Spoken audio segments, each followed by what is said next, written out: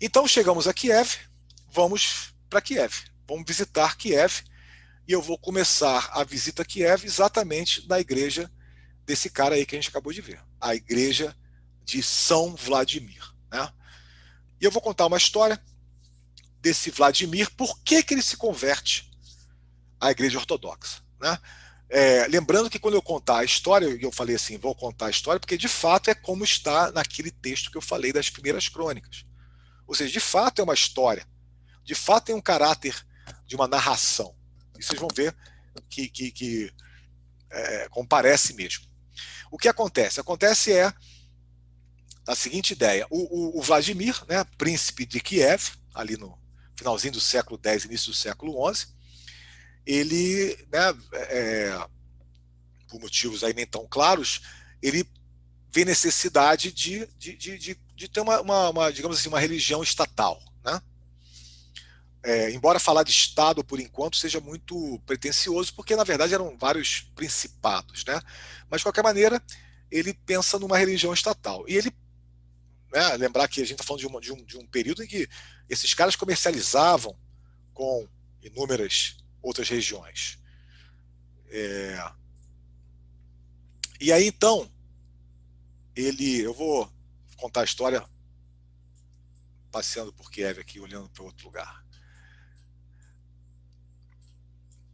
Ele pensou o seguinte: vamos conhecer essas religiões, essas outras religiões, e ver o que elas têm para nos oferecer. Então mandou enviados seus até aqui uma outra visão de Kiev aqui, de um mosteiro muito importante esse também. Ó. Aí, novamente, as igrejas. Então, ele mandou enviados para o mundo muçulmano. Né? Mandou enviados para o mundo católico. Mandou enviados para o mundo judeu, né? Judaico. E cada um trouxe informações e ele pensou, desculpa, enviados para a ortodoxia, né? Para a igreja ortodoxa. E cada um voltou com resultado. Em relação aos muçulmanos, né, eles voltaram com a informação de que naquela religião a bebida, o álcool era proibido. E Vladimir disse, não, aí não, quero não. Né? Afinal de contas, a vodka tem um papel importante na nossa sociedade, o álcool, né? A bebida. Então, não estou afim dessa religião, não, porque esse negócio de parar de beber não tem nada a ver, não. Embora eu esteja caricaturizando, é isso mesmo que ele falou, tá? Não dessa maneira, mas é essa a ideia, né? Não queria vetar o álcool, porque achava que o álcool tinha um papel importante na sociedade da Rússia de Kiev. Os católicos, né, já eram conhecidos, né? Qual é o problema dos ortodoxos? Um dos problemas dos ortodoxos com os católicos. Né? Tem problemas teológicos, mas o problema político. Submissão ao Papa. Né? A Igreja Ortodoxa não tem um Papa. Ela tem patriarcas, que são personagens de destaque, mas nenhum é superior ao outro.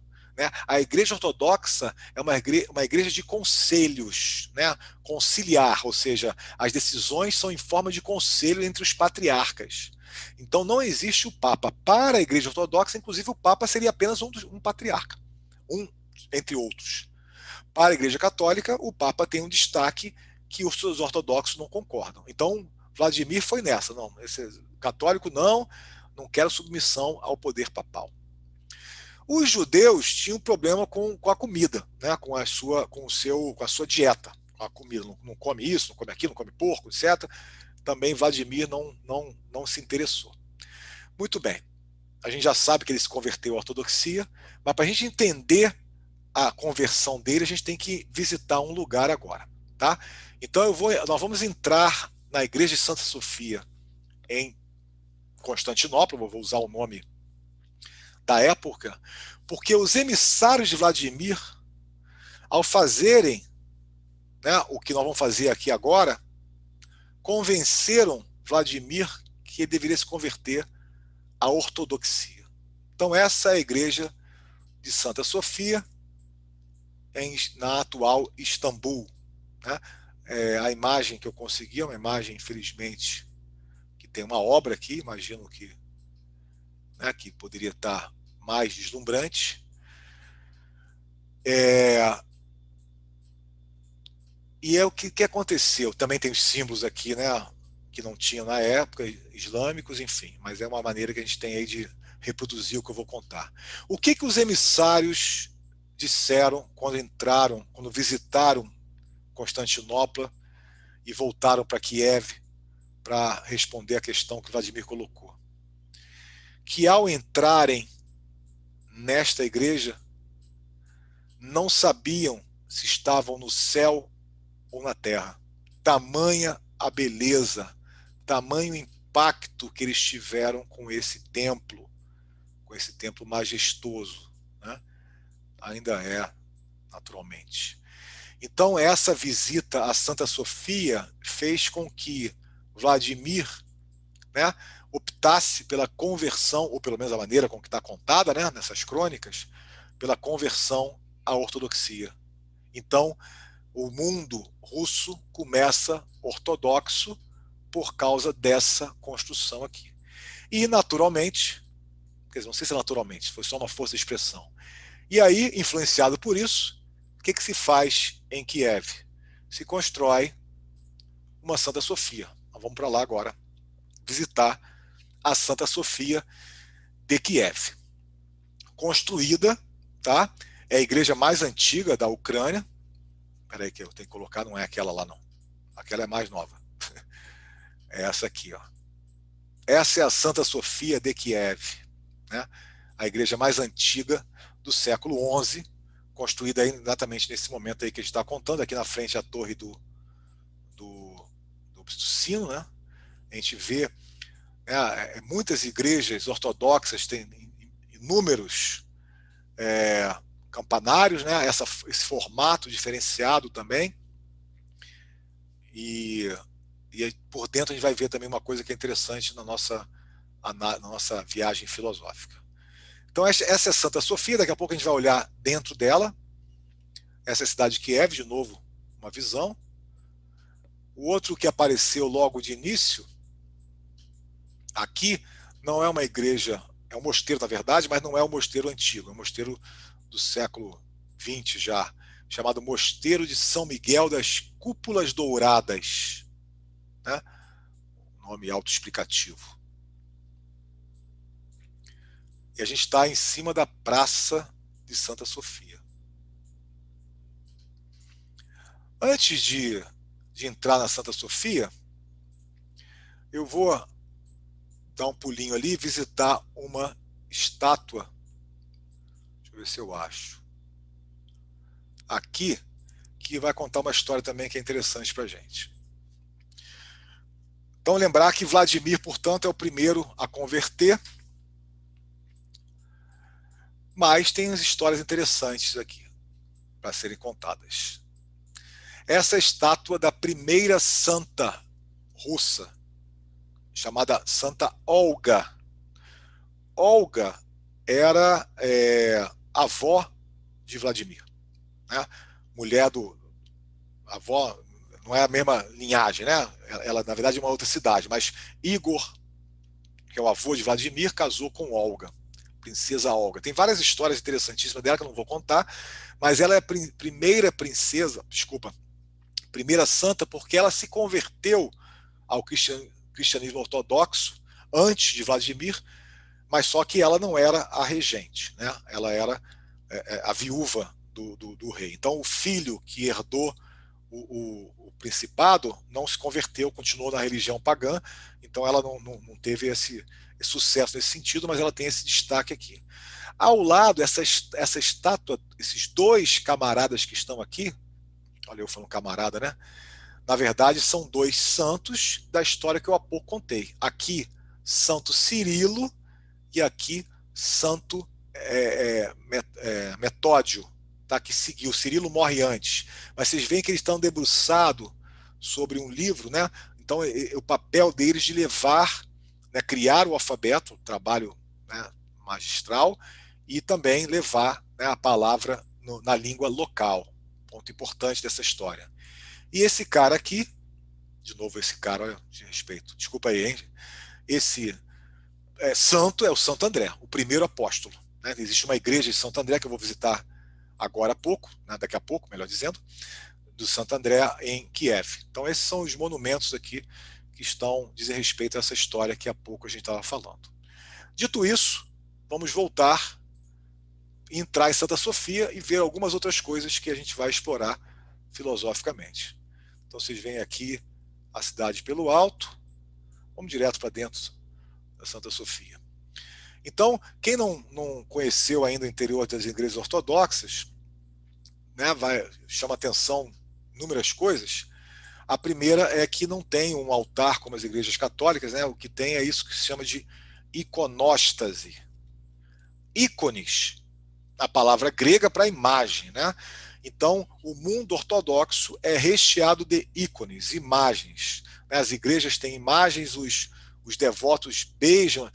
As igrejas têm os ícones, né? Vou chamar assim, os ícones, e em alguns lugares tem um paninho, porque os fiéis beijam, de fato beijam, né? O vidro que protege o ícone e depois limpam, né? Sucessivos beijos. Né? Imagina agora, nessa época não está rolando, claro. Mas a iconóstase é essa porta e essas figuras. Esse nem é a maior iconóstase que a gente vai conhecer, mas que tem um papel muito importante no mundo ortodoxo. Né? Essa porta, chamada porta real, ela abre naturalmente, ela separa o lado de cá, de onde nós estamos vendo, que é o lado profano, do lado de lá, que é o lado sagrado. Né? Ou seja, existe um altar, vou chamar esse nome aí, né, na igreja ortodoxa, que tem que faz uma separação de forma mais contundente entre o mundo terreno e o mundo divino. Né? Como se fosse a filosofia platônica. E aí é sempre oportuno lembrar que Platão é o criador do dualismo no Ocidente. Né? É Platão que coloca de uma forma estruturada, podemos dizer, a ideia de dois mundos. Platão, pensador do século V, né? 5, 4, antes de Cristo. Então é ele que, na sua filosofia, constrói aquilo que, posteriormente, no cristianismo, né, que nasce católico, não nasce ortodoxo, nasce católico, posteriormente no cristianismo vai aparecer como dois mundos. Né? O primeiro, não o primeiro, mas um grande filósofo importante do cristianismo, que é o Santo Agostinho, ele é neoplatônico. Então essa divisão de dois mundos é algo muito importante na teologia cristã e que tem raiz platônica. As iconóstase, elas têm, essa aqui, como eu falei, é muito simples, elas têm várias filas, várias linhas horizontais. Nós vamos ver uma ainda hoje que tem 5 linhas. Essa só tem a primeira. Essa primeira é a chamada fileira do local. Quer dizer, fileira do local no sentido de que ali estão os santos, os padroeiros, né? Os personagens da igreja que têm a ver com aquela localidade. Naturalmente, além de estarem aqui, como você pode ver aqui, no caso é Maria, né? Aliás, também é outra diferença na igreja ortodoxa, né? A personagem, a Virgem Maria, né? A Mãe de Deus, tem um papel de enorme destaque nas liturgias. Enfim, então essa iconóstase tem a ver com essa forma da vivência, né? Da ortodoxia. A gente vê os ícones pintados em todas as paredes, praticamente, né? Lá em cima aparece, sempre tem. As igrejas são quadradas também, é um ponto importante, né? Elas não têm aquela nave, aquela construção das igrejas católicas, elas são quadradas. E no meio sempre tem um domo com a figura de Cristo, né? Então tem aqui a pintura interna. Então você vê aqui também os arcos pintados, todos ícones, e os ortodoxos rezam para os ícones, acendem as suas velas, né? Lembrando que é uma igreja do século XI, né, gente? Outra coisa que é interessante na igreja ortodoxa, não tem banco, né? Não existe banco, ninguém assiste missa sentado, porque existe, de novo, eu reforço aí a provocação filosófica, essa ideia de comunhão, né, de conselho, de estar, aquilo que eu falei do paralelo, do contraste ortodoxo. Você tem os patriarcas, né? A católica tem o Papa como destaque, né? O Papa, na verdade, é um bispo, né? Mas é o bispo de Roma, então ele ganha um destaque. Então, a Igreja Ortodoxa ela é mais, digamos assim, horizontal, né? Se me entende o que eu quero dizer. E isso faz com que, né, não é que faz com que, mas isso está também presente na maneira com que eles ritualizam as suas celebrações, né? Que é em movimento, cantando. Você não tem exatamente, não ficam parados, né? Sai, entra, enfim, muito mais dinâmico, né? A palavra também que caberia nessa nossa fala aqui, ó. De novo aqui, as pinturas, né?